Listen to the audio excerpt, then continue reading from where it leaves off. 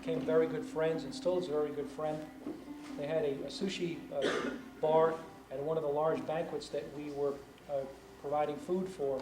I never had seen sushi before, and I was just mesmerized by how he could do so many intricate and wonderful things that looked so appetizing and tasted so wonderful in such a short period of time. And ever since that introduction, I've made it a point to learn everything I can whenever I could, practice and get involved, do private catering in people's homes and hotels and country clubs, to kind of further expand my knowledge. And I've been very fortunate to be gone to Japan on 3 separate occasions back in the late 80s, each time for about 3 or 4 weeks.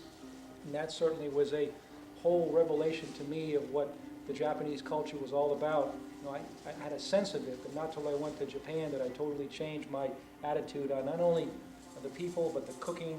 Ice sculpting, of course, is what I went there for, but I was exposed to a great deal. So I want to share a little bit of that with you as I go along, but I want to begin by talking about the rice, because that's something that we have to get started underway. And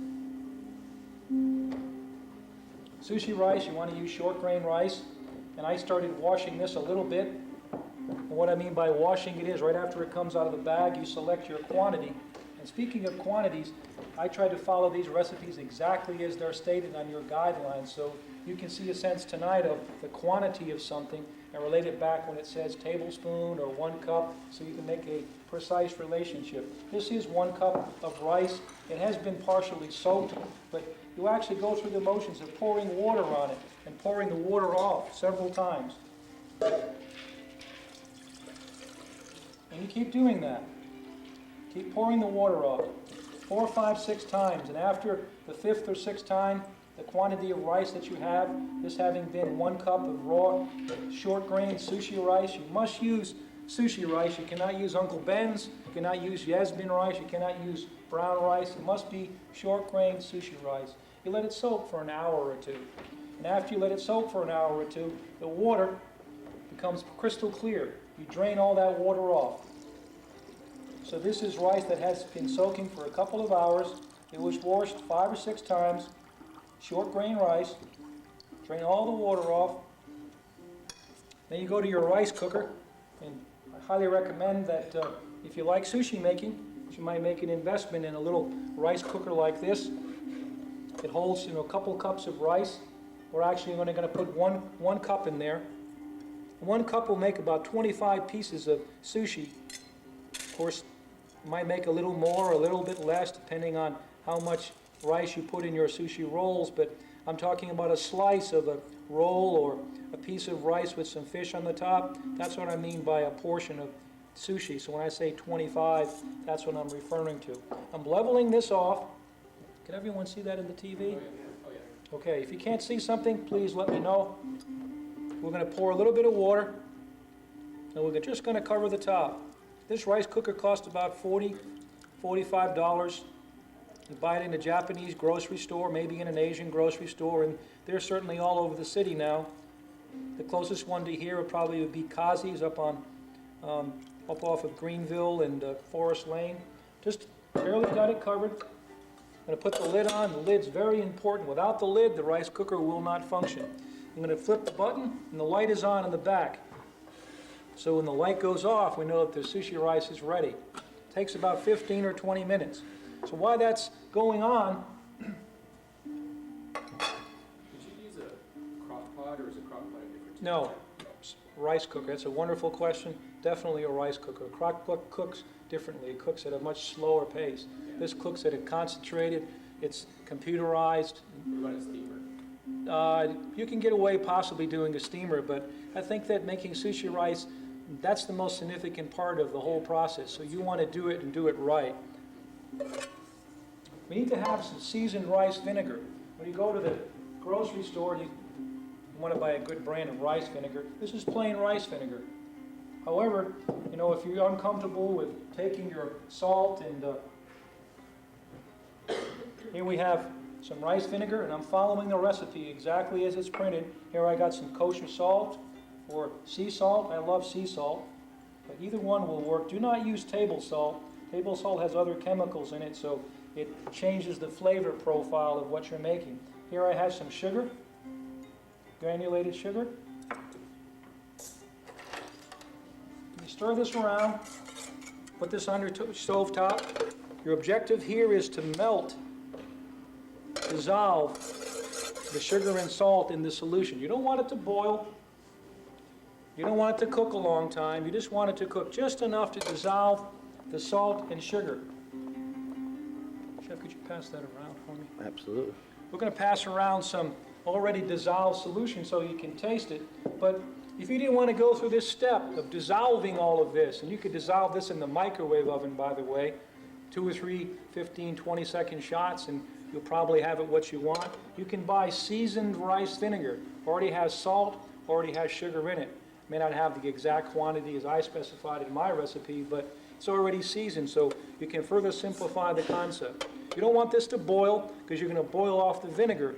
And the vinegar, of course, is that wonderful essence which you smell when you put the sushi kernels in your mouth. It's almost there.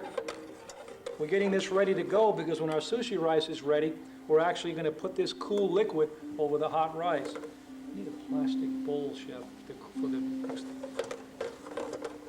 It's almost there now, so I'm going to turn it off because I don't want it to boil. Pop these back over here. Once again, if you wanted to not make this solution, then you could do it that way.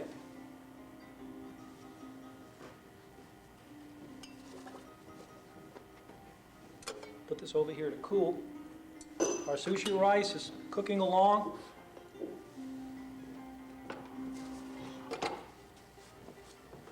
And while that's cooking, we're going to get started on making an omelet for the princess roll. But one of the components of the princess roll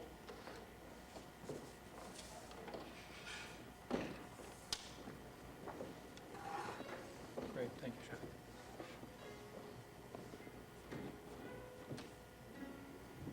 We're going to come back to the coconut rice later when we get down towards the dessert item. Coconut rice is used for the coconut mango maki.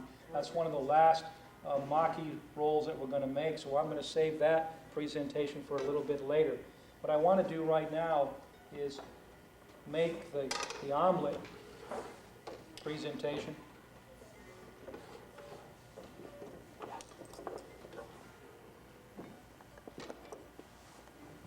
So I'm going to take my 2 eggs, crack them in my dish here. 2 eggs will make 1 omelet skin.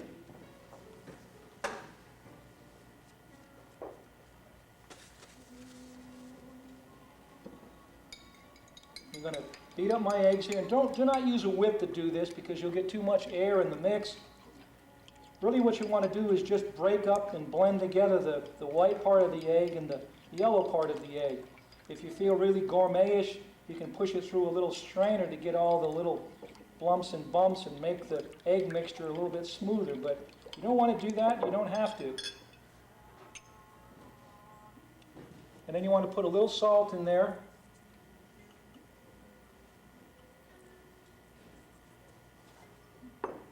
You want to put a little bit of sugar, and I'm following the recipe right along as it goes along there. So I think it's a tablespoon of sugar there, I believe, or 3/4 of a tablespoon. And then I got some cornstarch, and I have a little bit of water, so I'm going to blend those two together. And I'm going to incorporate that on the inside there. And we're putting cornstarch in there because that gives a little bit of binding power to the egg when you go to cook it all. Now if you want to spice it up a little bit, I like things spicy. And what Chef Scott does, you can put a little bit of cayenne pepper in the mix. So we're going to do that. A little cayenne pepper.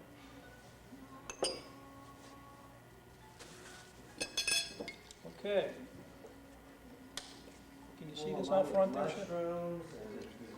All right, Chef, you got it. Oh, yeah. What are you doing in that next 2 weeks on Easter? I'll be here, cooking omelets. Just give me a call. You all see that over there pretty good? Anything you can't see, please give me a shout out. You want to make sure that you get all the information as well as have fun. Okay. Then we're going to take our pan here. I love pan. Do not use olive oil. Do not use an excessive amount of any kind of, lubrication. Just enough to get the pan coated. Then you take this mixture here.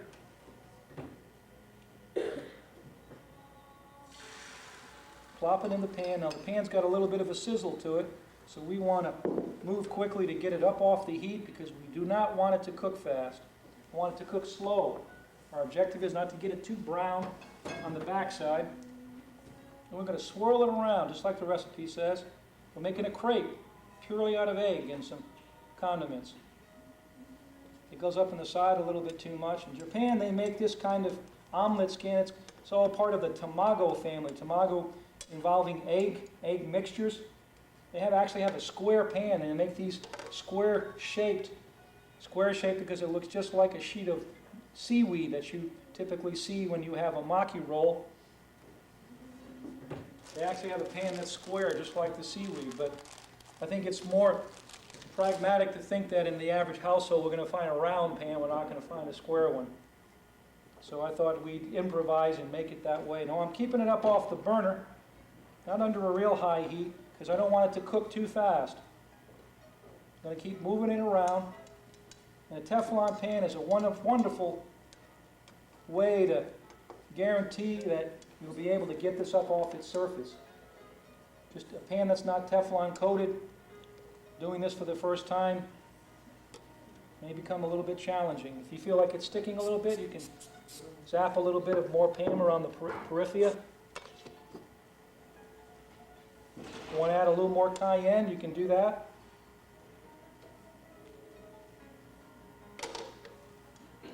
Now you can make these up. If you're going to have a brunch, you're going to invite over 10 or 12 people, you can make these up ahead of time, 3-4 hours before the people come, and have them ready to go. If you wanted to get them involved, they could do it. You can even buy one of these little tabletop cookers and do it out on your patio and make it like a real... Now the tricky part is getting this to flip the way you want. So we have a beautiful color to it. It's almost ready there. Without the cornstarch, it's not going to bind the way you want. I'm going to move this to the front here because momentarily we're going to be taking this off. We're going to get our little parchment paper ready. We're going to roll this up in like a jelly roll format simply because by doing that now, the egg will be more conducive to staying in a rolled form. If you let it cool and it be flat, then it'll become a little more difficult to get it to cooperate. So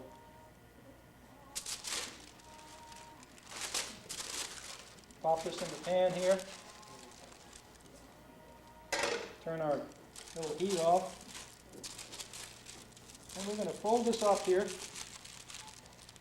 Can everyone see that? We're going to roll this along here. We're going to park this on the side and let it cool.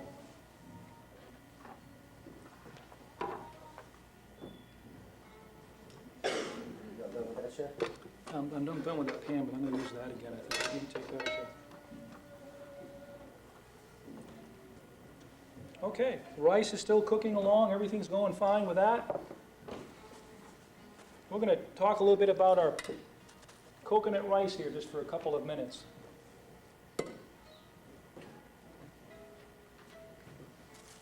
So we had our raw sushi rice like I showed you before.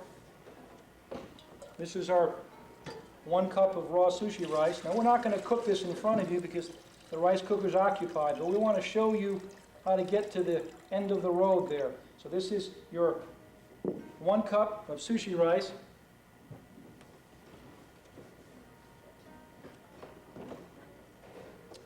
I don't have the coconut here, but you'd put your coconut in this and you'd actually stir this up with the coconut.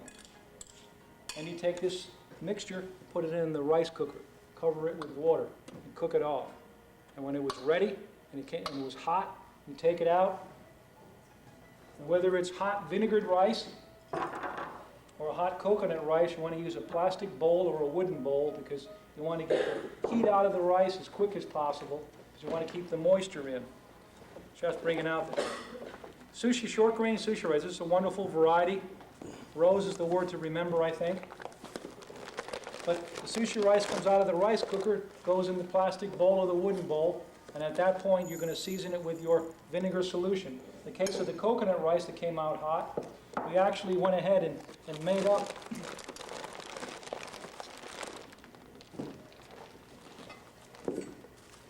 Pass them around a little bit and wash and unwash it, so they can see. Yeah.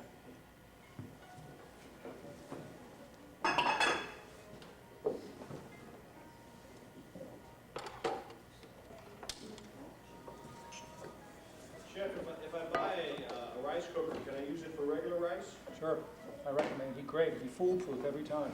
For Uncle Ben's rice, or not the 5-minute type, but the long cooking period, Uncle Ben's or Yasmin rice, or any kind of rice. Of course, now wild rice is a little different. You've got to cook that separate, and you've got to mix it into it after you cook the other rice.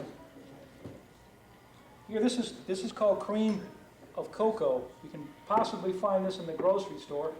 More than likely, you'll find coconut milk in the grocery store. And if you're very diet conscious, this has a tremendous amount of saturated fat. You can find light coconut, which has a lot less fat content. Either way, this, you can open it up, and you can use it right like the recipe says. The recipe speaks of adding 1/3 of a cup of coconut solution. This could be your coconut solution. If you can't find this, then coconut milk, light or regular, with lots of fat. Of course, lots of fat is a good thing, of course. And you take that mixture,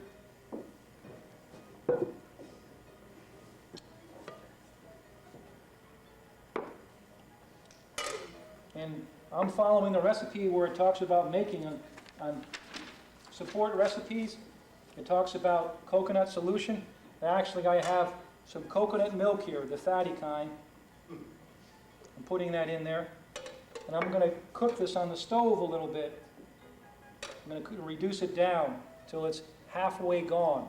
Then I'm going to take that hot liquid after it's reduced, and I won't go through the whole motions of that, but after it's cooked half of what you see, then I actually turn around and put sugar into that reduced mixture, and then it cools.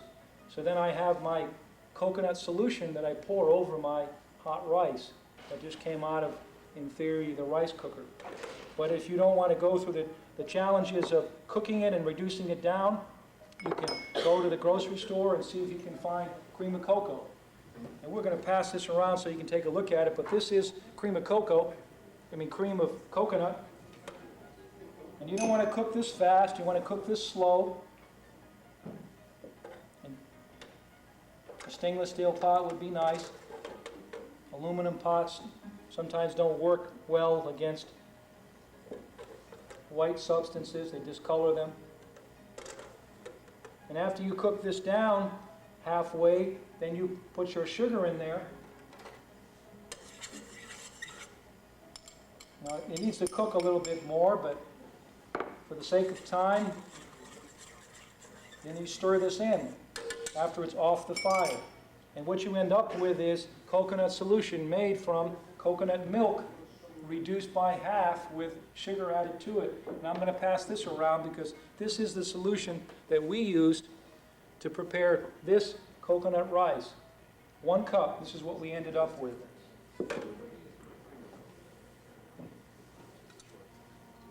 Of course, cream of coconut would be the simple scenario. Now here we have our solution all ready to go for 1 cup of raw rice, rice vinegar. Rice cooker's not quite ready yet, but that's okay.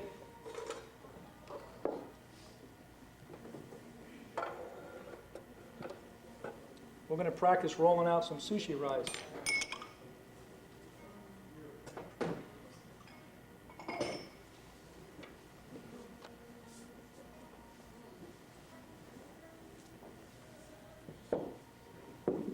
And I'm going to show you a couple of tricks. Chef Scott, I'm looking for the plastic wrap. Right away, Chef. I think they brought one out here somewhere. Right.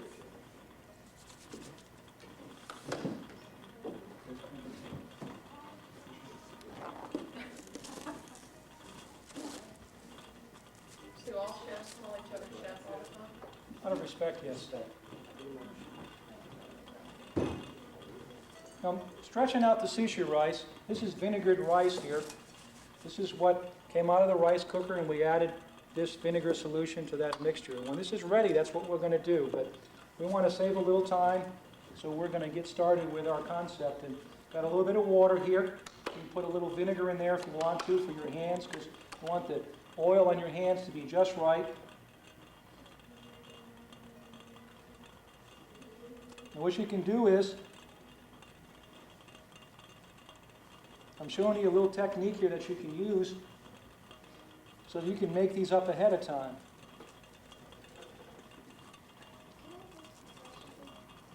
You can make both coconut rice and vanilla rice. How far ahead of time? Any time during the day. If the party's at night, 7 o'clock at night. The coconut rice I would refrigerate. The vinegar rice, you can let it sit out all day long because salt, sugar, and vinegar, those are perfect preservatives. Coconut rice, possibility of contamination, put it in the refrigerator. That's a wonderful question to ask. So what do you have there now? This is the vinegared rice, because one of the first rolls we're going to make on our main list of recipes is the princess roll. That's the one using the omelet.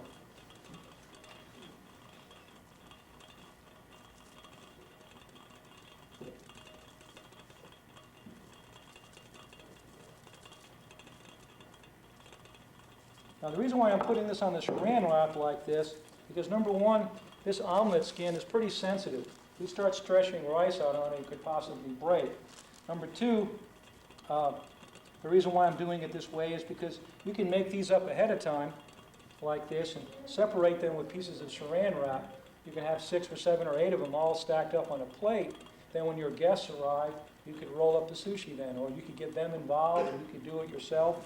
But this way, you can be very efficient. You can have everything all ready and spick and span when they walk in the door if you want it that way. If you wanted them to be part of the process, then they can be part of it too. This is still a little bit warm, so we're still going to let it continue to cool for a little while. But I'm taking an educated guess on how big it should be based on what I remember from. I'm going to kind of round out the edges a little bit because the end of the omelet skin's kind of round. And we're not going to make it the full size of the skin. We're going to make it about half the size of it. So now I'm going to cover this up, and I'm going to use that for my princess roll.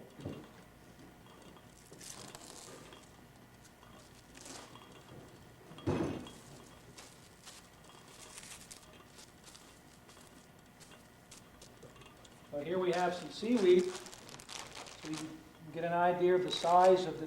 We're going to use a full piece of seaweed because that's the kind of roll that we're going to make.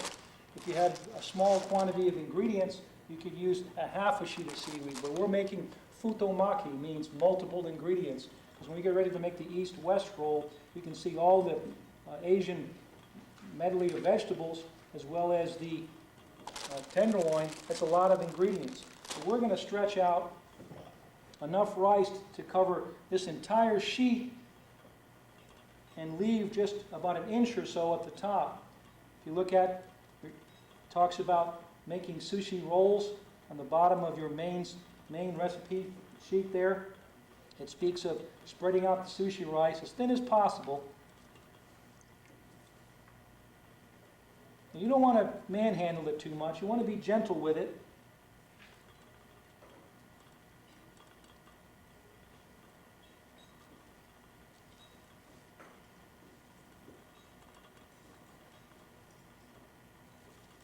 Person does this in the sushi bar is very efficient at it, and can do this very quickly. If you're doing it for the first time, just get your edges formed first. I love that Japanese music. It's in your zone, doesn't it, Rob? It does. You gotta have it. You should sell it with the sushi mat. All right. Get to So now we're going to just take a second here and park this on here. And we're pretty close to having it the full size there. We're going to go just a speck more. If you like a lot of rice, you can put a lot of rice in. If you want to go a little bit less, put a little less. I think it's important to have a thin sheet as much as possible. This is a little on the thick side, but I like a little bit of rice quantity in there.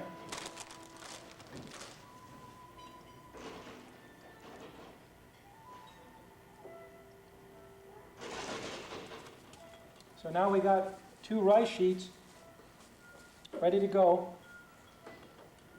Our light's still on. This is our coconut rice. This is our dessert item.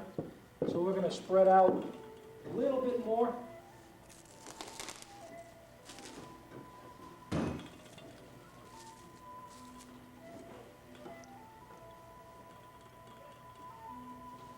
Our coconut rice, we're actually going to use rice wrappers. And a little bit down the road, when we get closer to dessert, I'm going to share that concept with you. So the skin, for breakfast we were using omelet skin. For lunch and dinner we were using seaweed skin. And for dessert we're going to use raspberry flavored rice wrappers. Very simple to make, very convenient to find in the Asian grocery store. And when it's all blended together, it's just a wonderful combination. I'm going to go about half the size of the rice wrapper, just to give you a sense of that.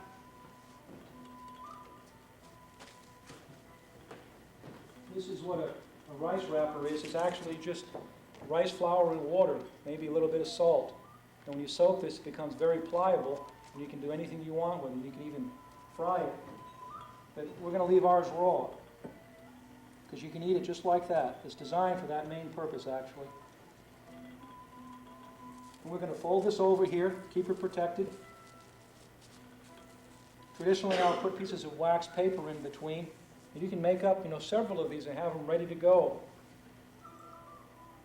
Right before the guests come, you could wrap the rolls yourself, or you could get them involved. It depends on what your plan is. Okay, rice is still cooking along. Jeff, you want to clear the front there for some plates there for when you start plating up? Yeah, we gotta wait a little bit more. That's The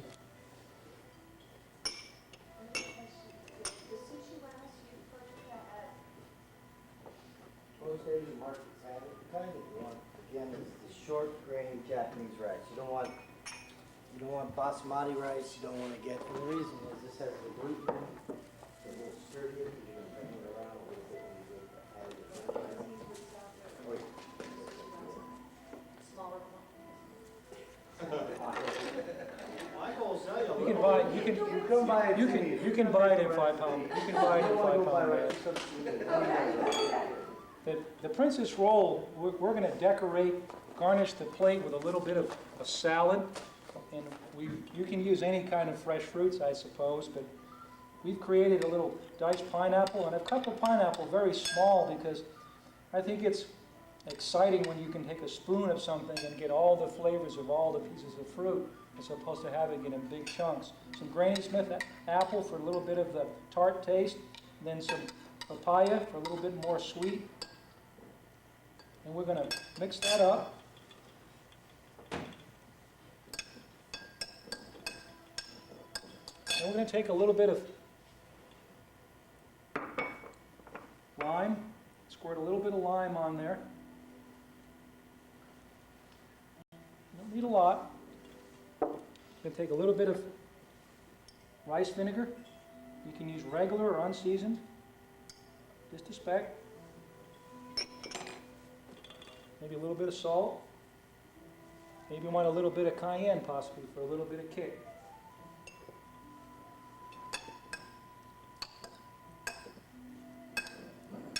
And then these are shiso leaves. They're very expensive. They're about 10 or 11 cents a piece. If you go to a sushi bar, even here at the club, you probably have seen them. But they're mint, from the mint family. They're very, very flavorful. You don't have to use these. You could use cilantro. You could use some chopped parsley. Can I pass one of those around? Yes, sir. You got something you can put it in? I'm gonna What's the name of it? This is called shiso leaves. Fresh? Yes, they are. They're very sensitive to temperature. But we're going to take these and we're going to mince these up. And you want to add these at the last minute because the acidity of the mixture will change the color of this. And a little bit of this goes a long way. In our taste panel later, you'll be able to, and we're going to toss that around. This is going to be our little individual portion, if you will, of fruit salad that's going to complement our princess roll that we're going to make shortly. So, that's one. You can kind of smell the essence of it a little bit. The light's off, so the rice is ready to go. So we're going to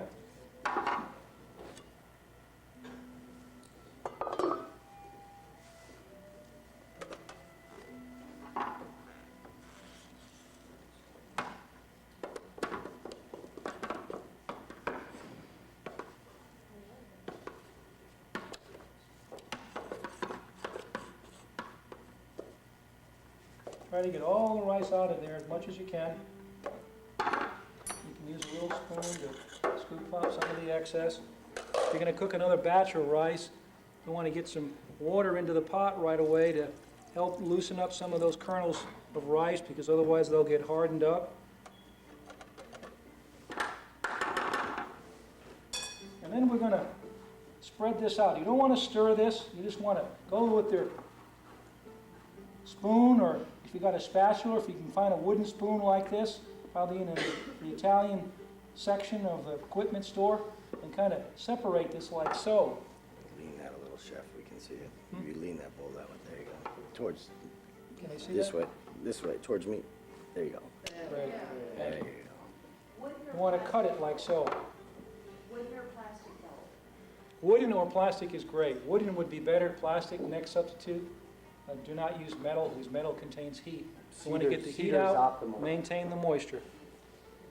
Now we're going to take our rice vinegar solution. This is the exact amount for 1 cup. And we're going to splat it over the top of the rice using our little wooden spatula. And then you want to continue to cut it in. You don't want to, handle it too hard. Be gentle with it. Smooth it out. Get all the kernels close together, because any kernel that's out there all by itself is going to get lonely, going to get hard, and won't want to participate. So keep them all close together, because they're all related. That's Zen philosophy there. So now when that completely cools, you can, if you want to, you can fan it. Convince somebody for a couple of free tickets to a Rangers game or something. They'll sit there and fan it for 20 minutes. And by fanning it, you're able to get a nice shine on the rice, and it helps it cool even a lot faster. So when that completely cools, then you're ready to go to spread it out just like we did a few minutes ago. So this is our vinegared rice for a variety of different, small portion of rice with fish on the top, or rolling it out with seaweed, with vegetables or seafood on the inside.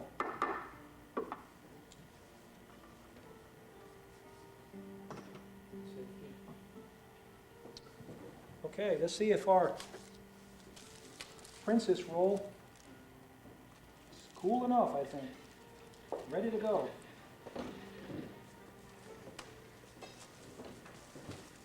This is called a makisu, little bamboo wrapper. You can find these at Asian grocery stores, even at Whole Foods, I think. I've covered it in saran wrap because that just makes it easier to work with it from the standpoint of cleaning it after the fact. I'm going to put this right here on the end.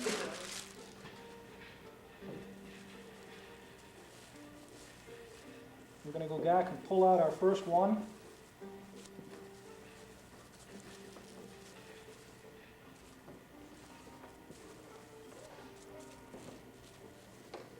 Once again, doing this ahead of time makes it a lot easier to work with it. And what you can do here is you can take this and just lay this on top like so.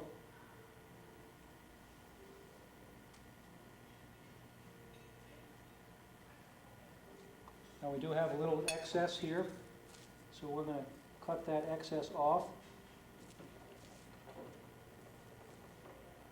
We're doing a little bit of preliminary guessing there. So we're going to take our makisu here and pop this like this. And we're going to flip it over. And we're going to take our time and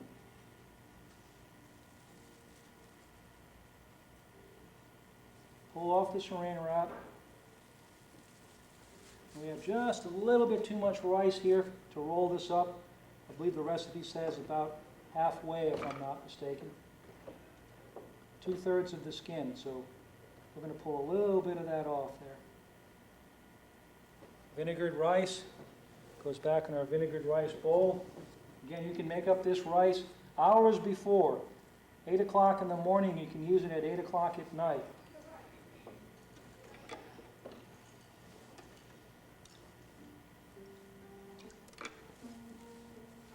Now, traditionally, you'll put wasabi paste.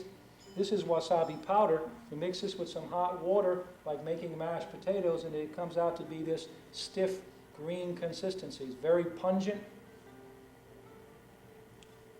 substance. You can buy this in a tube all ready to go, so you don't have to worry about mixing it. You can just squirt the tube like ketchup or toothpaste. But I'm going to use a little bit of Korean chili paste to give this some spice. This comes in a little bottle, and it's a Korean product. Doesn't have as much spice to it as the wasabi does, but it has bite and it has flavor. Now we're going to take our ingredients for our princess roll.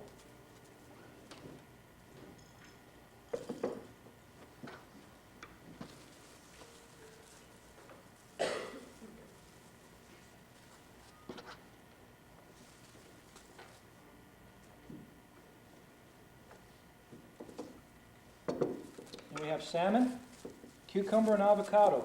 If you don't like salmon, you can substitute.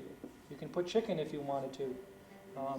You can have raw salmon. You don't have to have smoked salmon. If you don't like cucumbers, maybe you want to put asparagus. If you don't like avocado, maybe you want to put something else inside. So the recipe is just a creative guide. You can make your own substitutions, the quantities that are there. If you like more cucumber, put more cucumber. If you want to have more avocado, put more avocado. But whatever you decide to do, the arrangement of it is so important. The color combination, because it's all about eating with your eyes. So we have two greens here, and we have the pink. So that being said, we're going to put green on the bottom. Very, very important to have that well thought out as to how you want to do that. You want to get this right in the middle. Then we're going to put some salmon. This is smoked salmon. Using raw salmon it has some challenges to it, because really you shouldn't eat just raw salmon. It needs to be frozen for a couple of days at a very cold temperature. Then you defrost it, then you slice it. The idea that you just can go to the grocery store, your Tom Thumb, and see fresh salmon in the window and cut it up and eat it raw is not a good thing, because more than likely it wasn't handled to the best of conditions to eat it raw. To have it fully cooked, yes, not from a raw standpoint. So I think it's probably more practical to have it in a smoked capacity, and everybody loves smoked salmon. And then we're going to take some avocado, and you always want to remember to squeeze a little bit of lime juice on the avocado.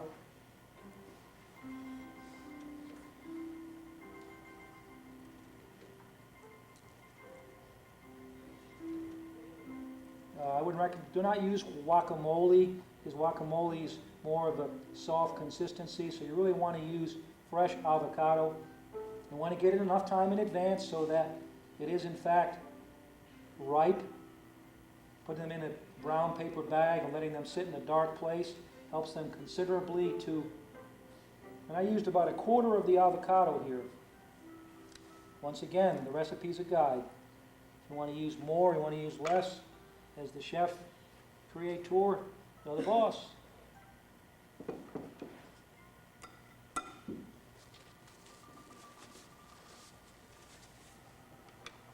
And then we're going to take this, and our objective is to get this up over the top. Sometimes things want to run away, but you've got to keep an eye on them all, keep them all contained in the jail cell there. A little bit of pressure on both sides, firm but gentle, okay? Then you're going to lift up on this, and you're going to keep on rolling. Keep on rolling. Keep on rolling. The reason why we left the egg omelet 1/3 empty, because we want a little bit extra wrap. Kind of push your ends in there. We're going to let that sit just for a second.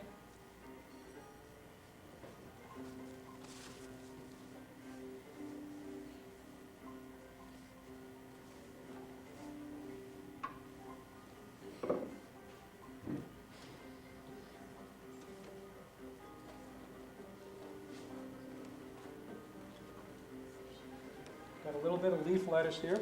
A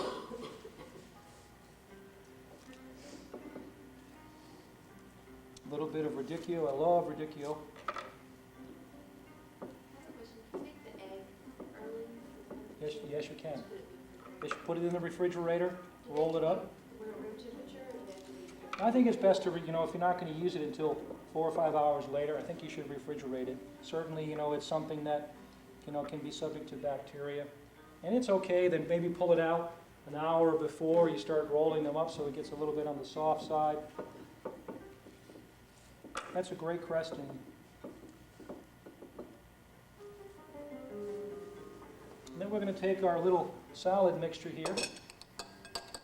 I'm a big believer that if you have a great tasting sushi roll, you really don't need a lot of pickled ginger, and you really don't need a lot of wasabi paste, because the roll itself speaks for itself.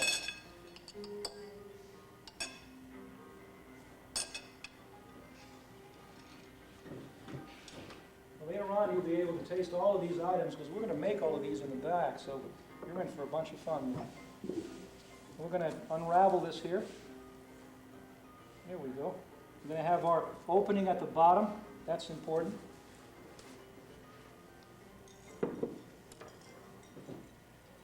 Then we're going to take our long, thin, firm gauge knife to get a little bit of water.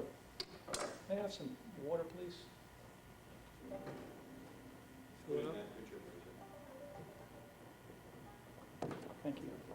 I'll be waiting on cold water, yeah.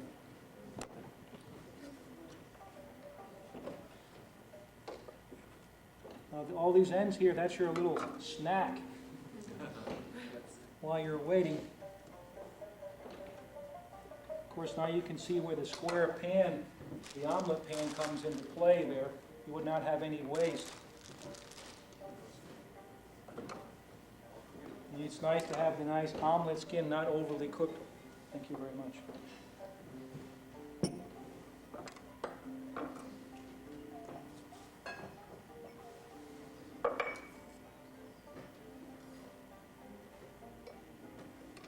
That's going to be my dinner. All 3 rolls, all in 1 cup later. You want to dip your knife in the water. Let the water run down the knife. Then you come back here and start at the end and try to get a nice slice. I'm going to put this up here. Towards you a little, chef. How's that? I'll zoom in. Get a couple more on this. Try to keep them all going in the same direction. These are about 1.5 inches in diameter. How many would you give? I think, 4 is probably more than enough. Maybe you want to go 5. Okay, that's our first one. We'll park that right there. Then we're going to work on our next one. Is your salad I'm sorry? the salad that you made? Is a recipe? Yes, it is. No, it's not. It is not there, but when you go in the back, you'll see a little bit more of that. We can tell you that. I mean, the fresh fruit items can be anything you want. A little bit of vinegar, a little bit of lime juice. And you can use seasoned vinegar, just a speck of that, and you can eliminate the salt and possibly the cayenne pepper part. And we did, the other thing class that we did, we had like a salsa. So any sort of salsa you could pair with this. There you go. Any kind of salsa. That's a wonderful creative suggestion. Doesn't have to be this kind of a fruit salad. You could have Maybe a tomato type possibly, you know, that might go, tomatoes and avocados and cucumber go well together, so that's a very good creative suggestion. Is that on maybe do that? I just picked fruit because I was thinking of brunch, and it's a nice way, maybe having a little mimosa and champagne and, you know.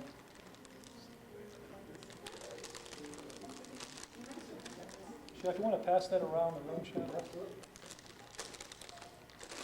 Four might not come back. Because I needed an inventory.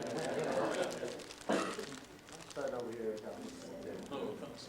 You're going to be able to taste all of these a little bit later too, so we've made up some omelet skins in the back, so everyone's going to roll them up. So now we're going to put our shiny side down on the mat here. Shiny side down. Why the shiny side? Because that's the prettiest. And then we're going to take our sushi rice.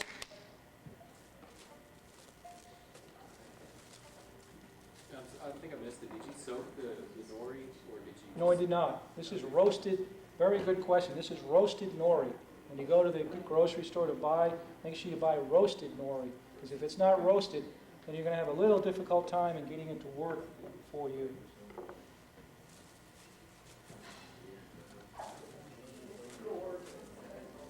Now this is vinegared rice.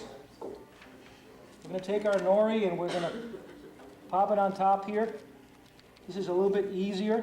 You could pre-make these rice sheets. And you can flip this over and park it down the back here. Like so. And we're going to cover up the end here of the nori because we don't want it to get all wrinkly from the moisture that's in the air while we're waiting to put all our goodies on it. Chef Scott, could you bring out some wasabi in the tube? Thank you.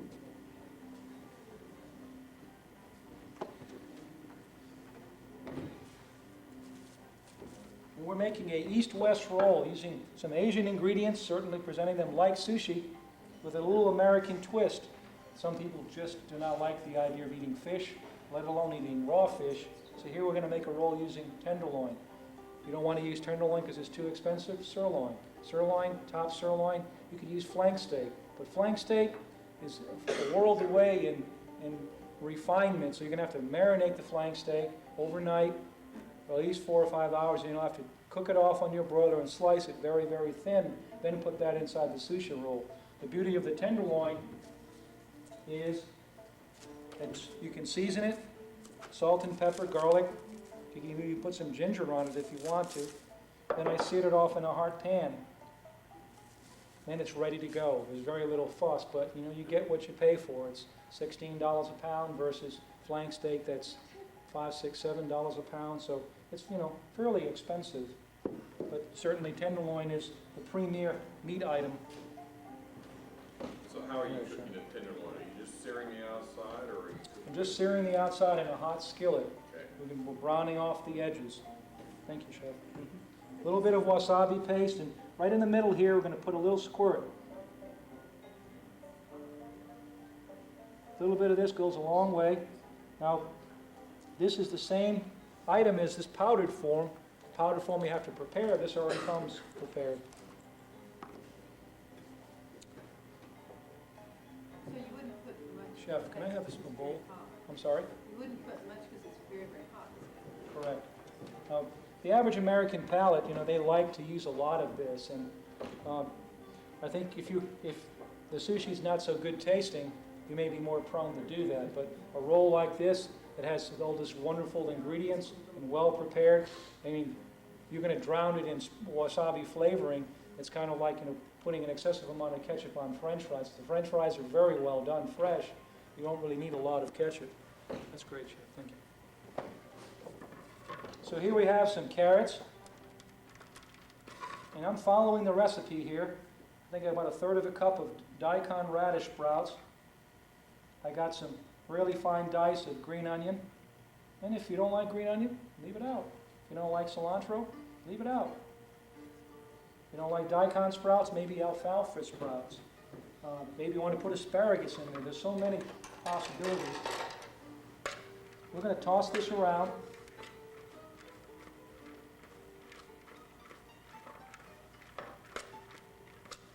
This is our little Asian medley, if you will. What really makes it Asian, of course, is the daikon sprouts, but in China they eat cilantro. In Japan, they do not. Green onions, the Chinese use the whole green onion. The Japanese only use the green part. So I'm trying to cater to all of those. We're going to put a little bit of salt in here. A little bit of pepper. I'm going to put a little bit of Korean hot sauce in here. Then we're going to toss this around.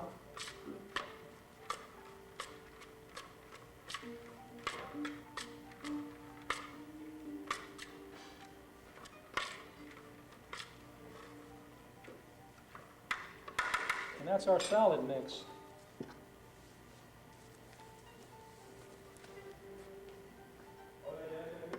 And while that's resting for a second, I'd like to show you a glaze.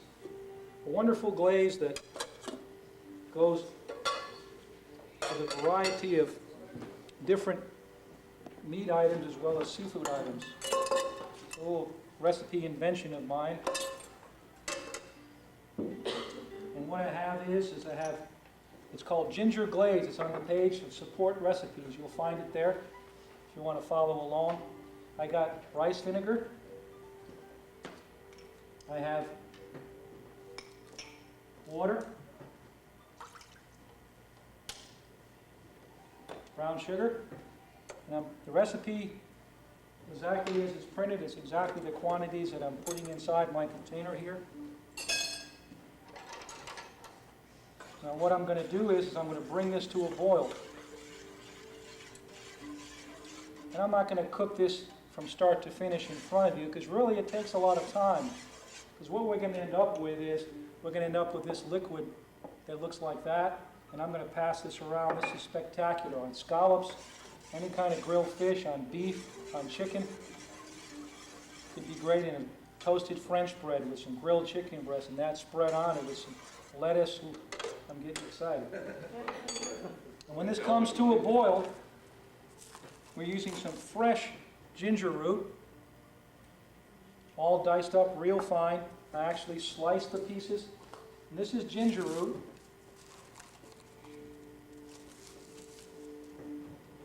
Here it is unpeeled in the grocery store. You want it to get nice and smooth and shiny. That's what you're looking for. Sometimes it's old and wrinkly. That's it. It's soft, it needs to be firm. When it's soft, it's not good. Now it's boiling. At that stage of the game, you stir in your ginger.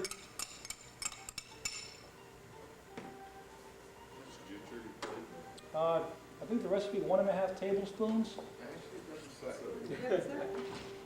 Okay. Is that a typo?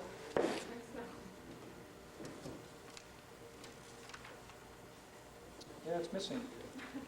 It's it should be 1.5 tablespoons. Thank you for bringing that up. Now that on his original recipe, he did that. now we're going to turn this down, and we're going to cook this at a lower heat. We don't want it to cook fast. We're going to keep cooking it and cooking it and cooking it until it gets this syrupy consistency. Chef, will you pass that around, sir? And this is a treat from Chef Scott. This is a ginger, a little candied ginger, and it's delicious. So please try a piece. Compliments to Chef Scott. So we're going to cook this and cook this. I'm going to move it over here on the side and let it reduce slowly. We'll keep an eye on it. Now, if you didn't want to go through the process of making this solution, what could you do as a substitute? You might find in the gourmet section of the jellies and marmalade a ginger marmalade. And you might be able to use that just as it is out of the jar. But this has a little bit less sweetness to it, a little bit more pungentness. Ginger marmalade will be a little bit more on the sweet side, but it could be a viable substitute.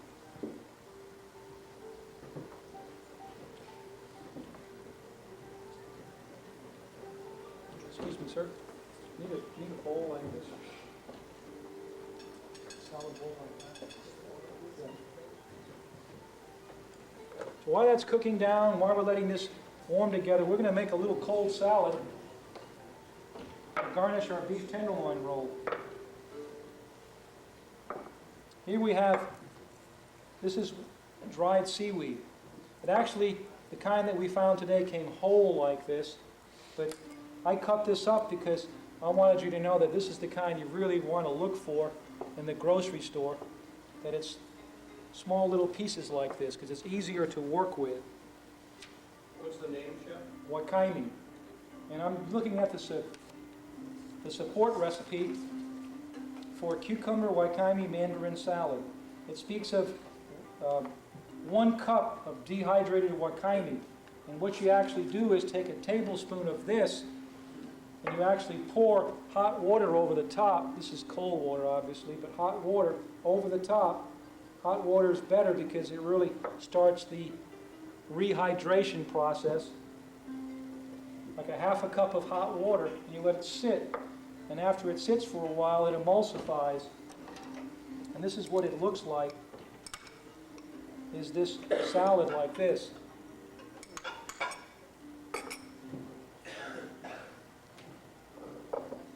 And you take your, this is a 1/4 cup.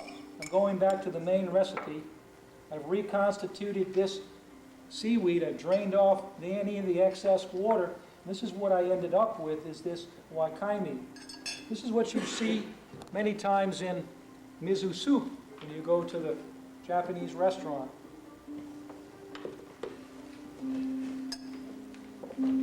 Then we have cucumbers. A hothouse cucumber. If you're fortunate to find Japanese cucumbers, these are wonderful. Once you've tried these, you'll never want to eat an American cucumber ever again. But the next best thing is a hothouse cucumber. A lot more flavor than an American, but this is the premier flavor. You peel it down, get all your skin off and cut it in half. And you go through the motions of just slicing it up. Like so, so you'll get portions that look like that. That way it complements the mandarin slices, so there's a compatibility in the visual appearance of the salad.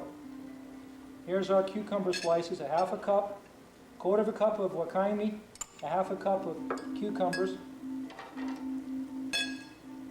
We're going to go through and toss this, get it all evenly dispersed. I'm doing this with only 2 ingredients because the mandarins are very sensitive and they easily break up if they're handled too much.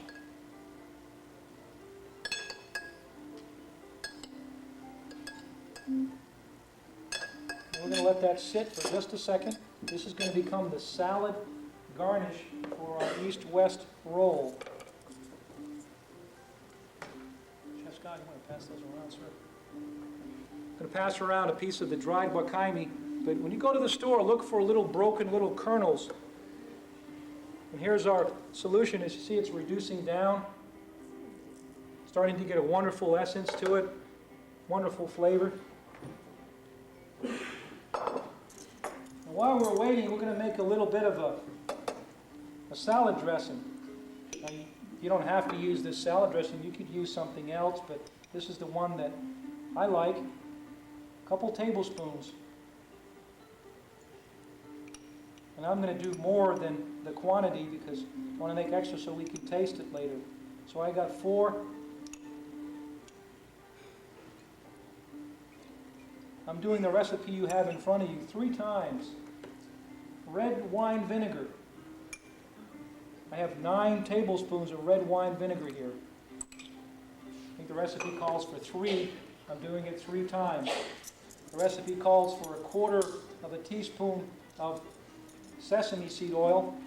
So I'm doing it 3 times, so I'm going to do 3/4 teaspoon. I'm going to put a little, just a speck of salt. I don't need a lot of salt because soy sauce is salty enough. A little bit of white pepper. You want to put a lot of white pepper in to spice it up, you can do that. Then I'm going to blend it together. Certainly if it sits for 20 or 30 minutes, it's going to give a lot more flavor to the salad. Do not use a lot of sesame seed oil because sesame seed oil will overpower the dressing, unless of course that is your intent.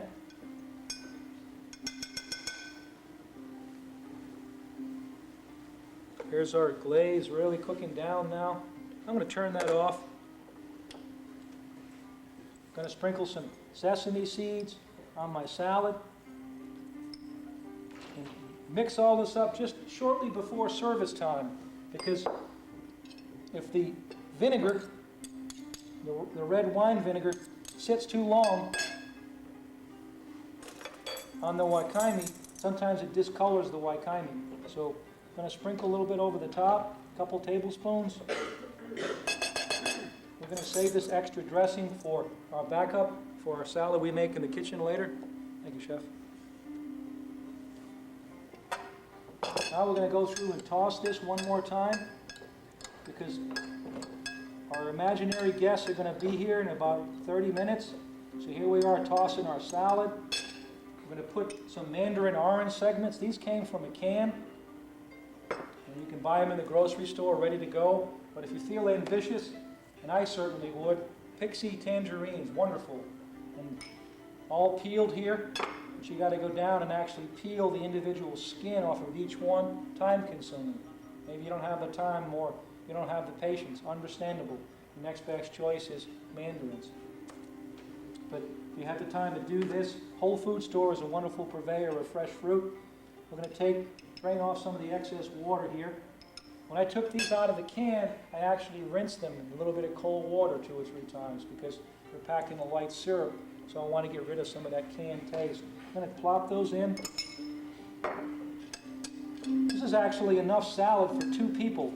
When I wrote these recipes, I wrote it with the idea that it was going to be for 2. 1 sushi roll, an omelet for 2, tenderloin roll for 2. So the salad recipe, cucumber mandarin, was designed for 2. Now if you're a healthy eater, then double up on the recipe, but here we go. We're going to get our plate here. I'm going to put a little lettuce leaf on this, on the edge, and trim our radicchio here.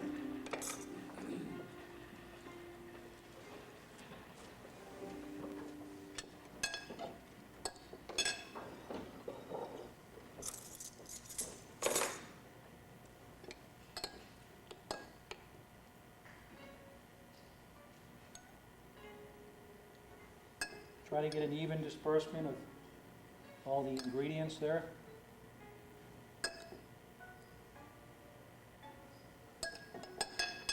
That'll be for our second plate. I'm going to park this out front here for the moment, like so. Now, if you didn't like that salad, you could come up with another option, something that goes with the tenderloin. We wanted something that was refreshing, you know, a little bit of acidity to it, a little bit of soy, because the tenderloin recipe is totally going the opposite way with the ginger flavoring. So now we're going to take our roll here. We're going to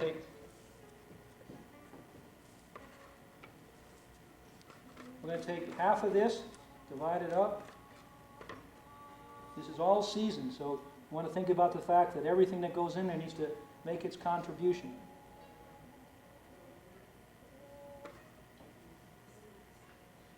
Now, if you don't like some of the ingredients in the mix, by all means, change it. It's your recipe, it's your show. And we got a whole piece of tenderloin. We cut it a little bit bigger than the length of the nori, because we knew when we cook it, it was going to shrink down. And I cooked it rare, so you don't want it to be rare, cook it a little bit more. And of course, you don't have to have full center cut pieces of tenderloin. You can have little partial pieces, and we can kind of piece them together in the roll. But here's the raw piece. Notice it's a little bit bigger than the sushi roll, by about an inch or so. And after it cooks down, it's right the same length as the sushi roll. Bring back the ginger glaze, Chef. Yeah, I forgot about that. Thank you. Ginger glaze? It's got the ginger glaze. It's on the back there. Or did I put it? I put it right here. I'm sorry. So, take a little bit of our ginger glaze. Now I made more of more than I needed of this, but this keeps in the refrigerator for weeks. So today it's tenderloin, tomorrow it's seared scallops, the next day it's a red snapper. I mean, you can have a field day. I could eat this every day of the week. And I'm going to brush this on my tenderloin. You know, a couple of rolling teaspoons of it. Coat it on both sides.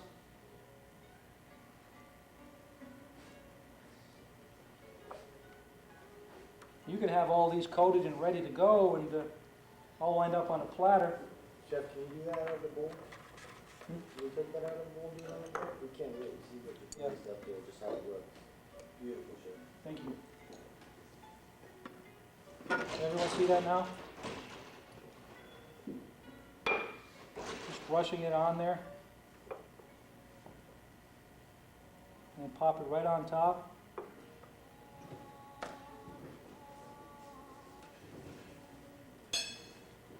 The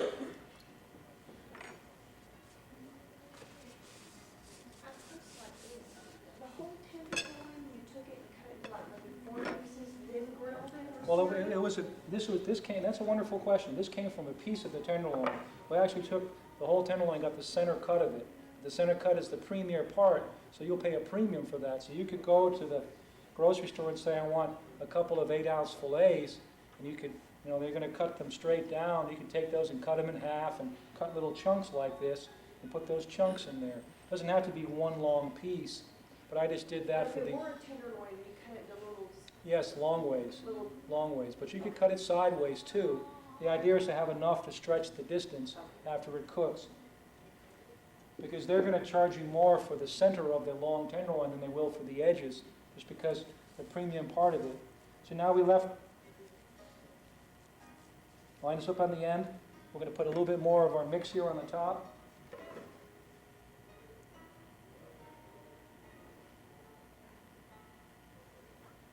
I'm going to leave a little bit of the mix out because this is a little bit on the healthy side. I'm going to take this and take our time and make sure nobody escapes.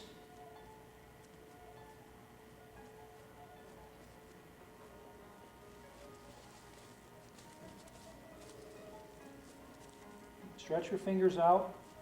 Get that rolled up there. I'm going to let that sit for a second.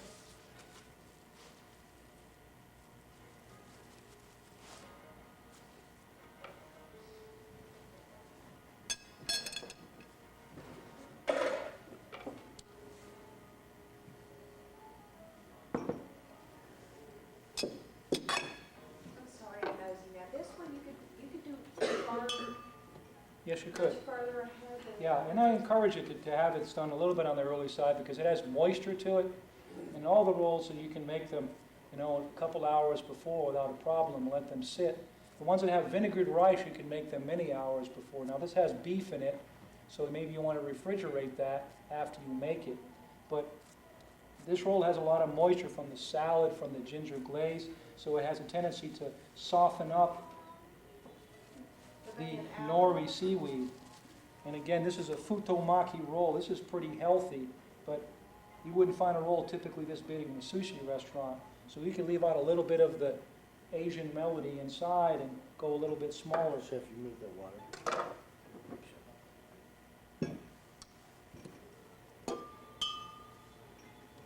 We're going to trim off a little bit of these edges here.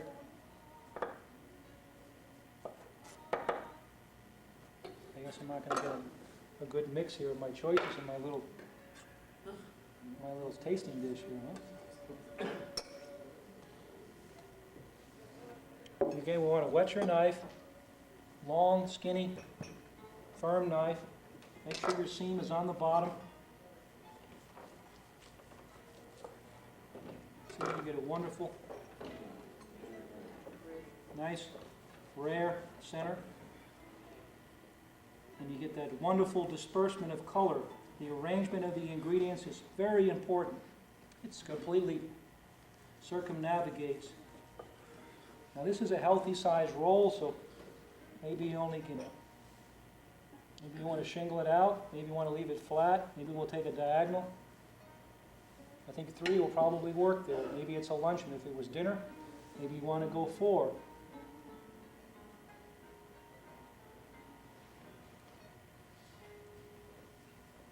Now, what you could do is, you could take this and cut like so, cut one piece off. You cut this on a diagonal. So you get a little bit of personality to it and plop it in there for character. Depends on how you'd like to create it. I'm going to pass that around so you can see Hold it that. down, Sheriff, let's see it on the cameras. There you go. See?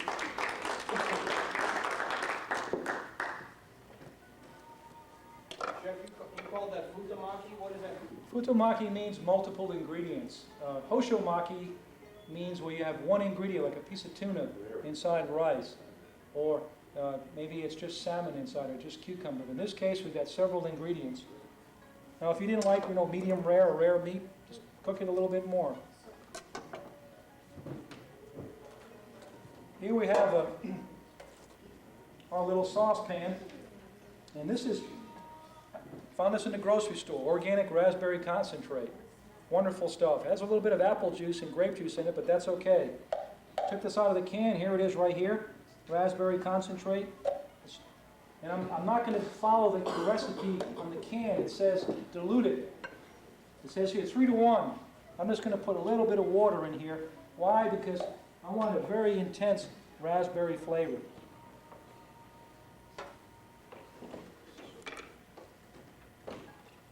Then I'm going to take my little sheet here, and I'm going to, this one's broken, so save that one.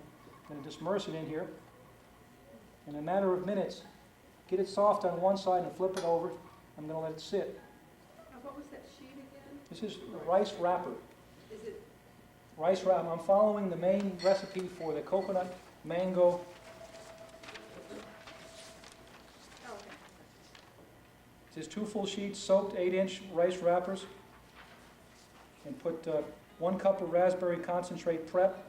It talks about 2/3 less water. So I actually had a little bit of concentrate, just enough water to kind of dilute it a little bit.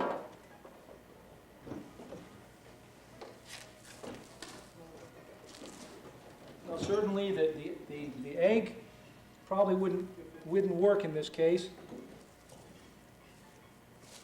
The nori wouldn't work either. So we're trying to make a dessert roll. You want to be careful when you handle it because it can break. And I recommend that you plan on using 2 for each roll that you make. Not only because of the sensitivity of it breaking, but it just increases the intensity of the flavor of the roll itself, and it adds strength and durability to it holding up in the cutting process. Now we're gently going to pick this up here. We're going to park it over here and let it continue softening up. We're going to do this other one.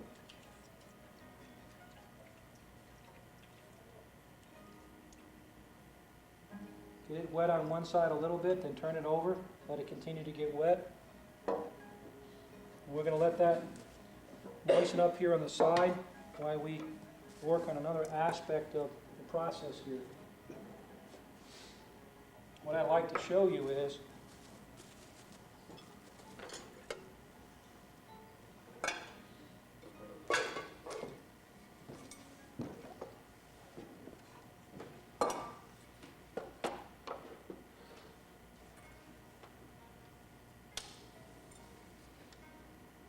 we didn't give you a recipe for this because it was an optional concept, but I want to show it to you anyway, because I think you might get excited and want to do it.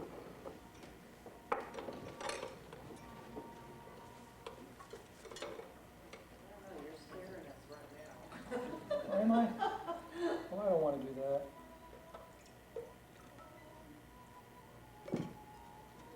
This is making a little double boiler, and you get your water nice and hot. You put a little stainless steel bowl in the top, and in that stainless steel bowl, you put raspberries, and you put sugar together, and you put just a little bit of water. and you stir it up, and you cover it with saran wrap. And you just let that steep in that hot water in that separate container on top for a couple of hours. And after you let it sit there for a while, you end up with this raspberry liqueur, so to speak. And it's a wonderful complement to this coconut maki roll, but you might say, well, that's too much work, chef. So what you could do is you can go to the grocery store and find some raspberry spread or marmalade. And I took some of this concentrate right out of the can, just a couple of dabs of that, and I loosened it up, and I came up with, you know, something that's a second best to the real thing. Can you see that now? The saran wrap on a double boiler, that's gonna melt. Well, this pan that sits on top is going to be separate. You're going to have a bowl sitting up on top here, like so. You'll have saran wrap over it. And then the water is going to heat, and it's going to dissolve the sugar, and you're going to soften up and suck all the juice out of the raspberries, and you'll end up with this raspberry liquor. And I'm going to pass it around so you can see. We didn't actually give you a recipe for it, but you're going to taste the raspberry sauce in the back after, because we're moving towards making our coconut chocolate maki sushi, mango sushi roll. So, After you do the raspberry, do you strain it? no, Okay, so you do like you leave the raspberry. berries in there because you have the berries and the juice, so you have this like raspberry sauce with all these bumps of the raspberries, and you just kind of can scatter it around on the plate. But you don't have to have that. You can just leave it all by itself, because here I have, now it's complicated to make chocolate sauce from scratch, but at Whole Foods they have chocolate sauce. It's wonderful. This is far superior to Hershey's chocolate syrup. And I got a recipe there for that. Well, I think I do have a recipe for chocolate sauce and a recipe for raspberry syrup. I stand corrected there. I forgot we had written that up. So you do have the recipe for raspberry syrup, but I got 3 tablespoons of chocolate sauce right out of this jar, and I put this in the microwave oven for 15 or 20 seconds and softened it up. Then I took some Grand Marnier, I heated it up to a boiling point, and I folded these two together. And I made this Grand Marnier chocolate sauce in the micro. Real quick and simple using this. Making chocolate sauce from scratch is very complicated, so this is wonderful. Recipe for this, as so stated, 3 tablespoons. In the micro, it's warm. Stir in some almost boiling Grand Marnier to cook off some of the alcohol. Mix the two together, let it cool, and that's your chocolate sauce for your coconut mango. And then if you wanted to have that raspberry to decorate the periphery, you can.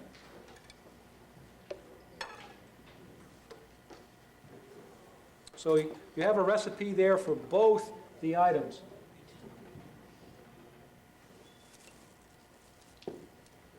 Raspberry syrup or chocolate sauce. You need your raspberries back? Yes, I do. Thank you, sir. So you can see, you know, blending these two, put the chocolate sauce down and the raspberry down. It's a wonderful combination. You want to put some liqueur in the raspberries, you're the creator. Sounds exciting. Just let me know when you do it so I can come and be part of it. Like chambord? That would work. There you go.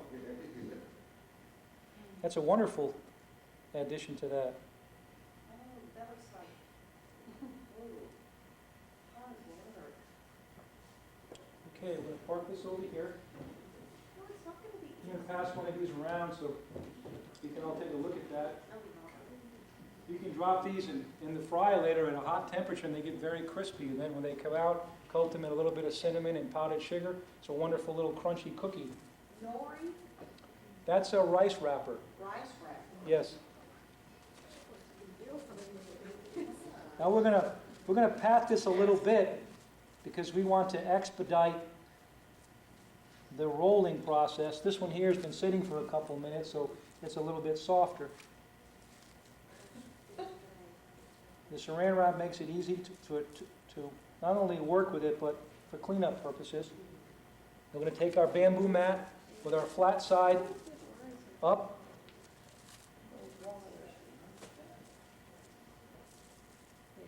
And maybe what we'll do is open up our coconut rice here. Now before we flip this out, we're going to check our size and see if it fits pretty good, and it looks like it does.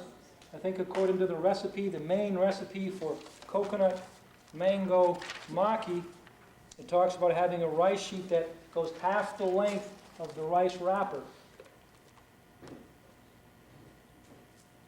So now we're going to pick this up. We're going to plop this down on here. I'm going to pick this one up gently. Definitely it is sensitive. Now you could just soak these in cold water, and that salad that we put inside of the east-west roll, you could put that same salad inside of these after they had been soaked in water. So these little rice wrappers have a tremendous amount of possibilities. The idea of making it raspberry flavored is just one of my little creations.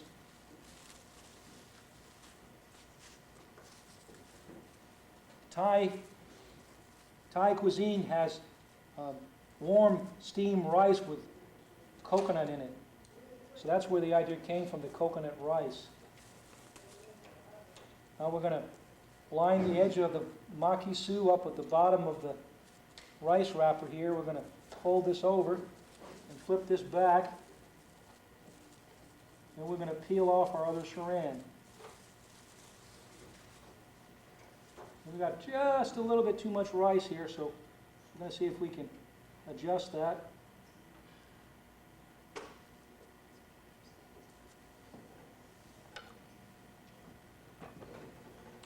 Now we have some nice fresh mango. I mean, if you don't want to use mango, you can use papaya.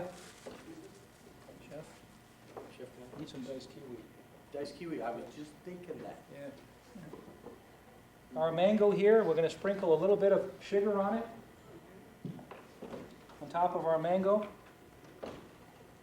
just to sweeten it up a little bit. We cut these in nice uniform pieces.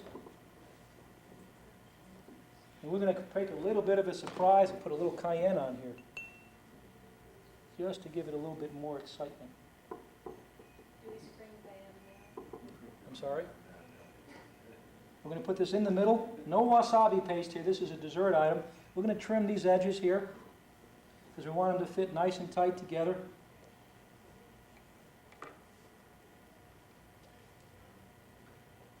See how nice and tight that fits there? Now these here, I'm going to take this back off and trim those. Put those back in there.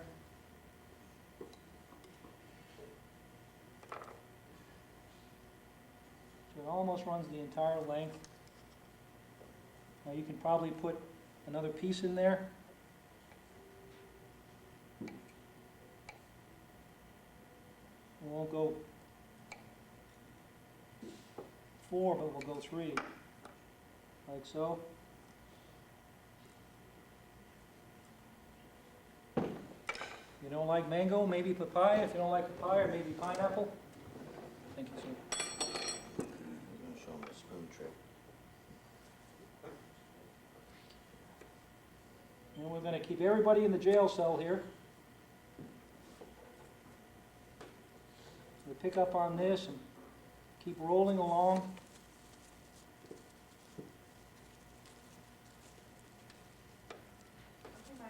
We're watching you.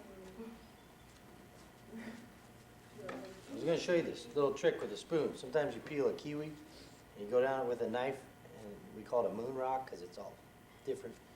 You take a little spoon, stick it right up underneath the skin like that, All right. Yeah. and turn it. Are you kidding me? It comes out a beautiful little jewel. Look at you. Little sideshow Bob thing going on. Very nice. Thank you. Yay! Now we're going to take our kiwi here. That's a great idea. And we're gonna trim off the center part, and cut that out. Like seeds? No, the hard center part. Sometimes that's kind of chewy. Of course, you can eat that, but we're making this, we're gonna make a little bit of a kiwi salsa.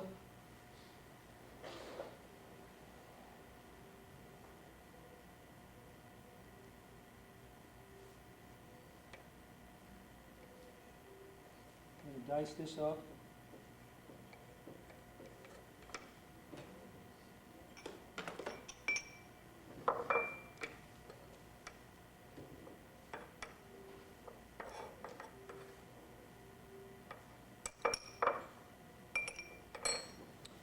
A little bit of rice vinegar. A little bit of lime juice.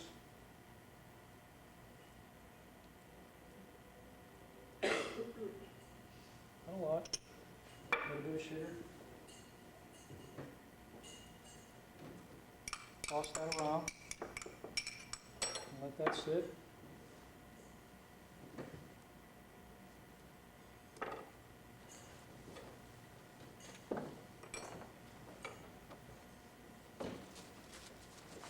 Now we're ready to plate up our dessert item. You can make these up hours in advance. Definitely you want to refrigerate them. So here we go with our... Now if you wanted to come back and make this square, you can just play with the makisu and form it into a square. Just by a few twists and turns, applying a little bit of pressure. So you get a square design.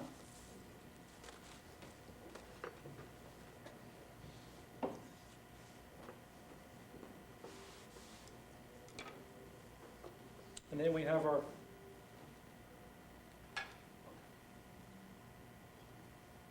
dessert plate here. We have our chocolate sauce.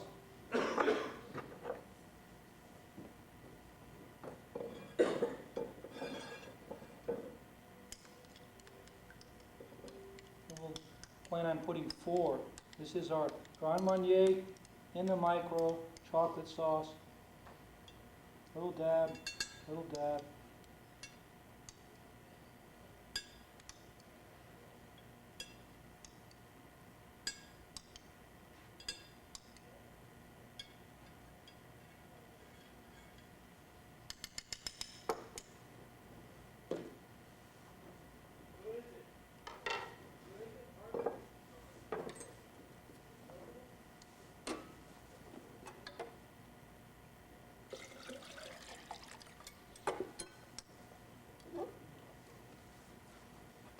Nick off the ends.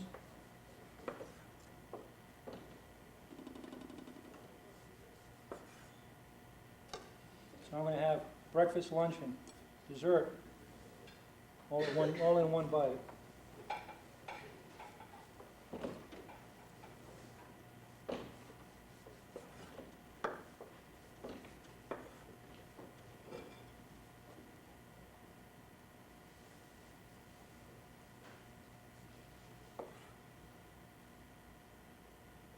Sometimes the contents has a tendency to drop out there, but easy to correct. Then come back and arrange these.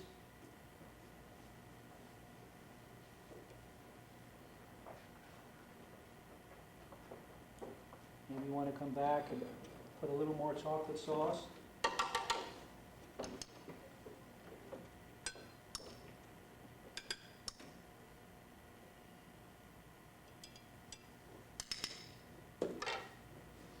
Come back and you get our raspberry syrup.